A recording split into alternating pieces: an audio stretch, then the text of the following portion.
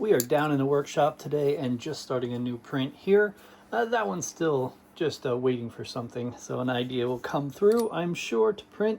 But I want to go through and talk about some tools. The first ones we're going to talk about is these, which are scraper tools to scrape the print off.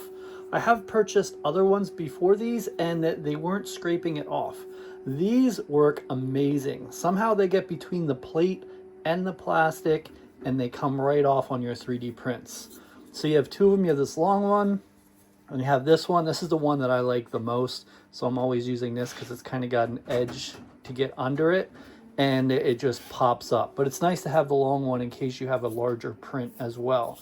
So I have two printers here and I'm printing, a good amount, and because of that I'll be able to go through and just get the print off nice and easy, especially if it's a really tiny print or it's really stuck. You can do that.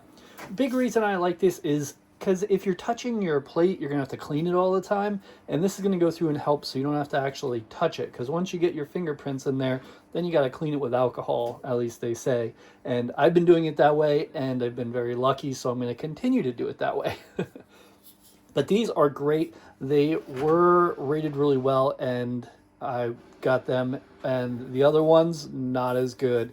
You can kind of see by the design, it kind of like bubbles down. You can probably see it better with the long run one.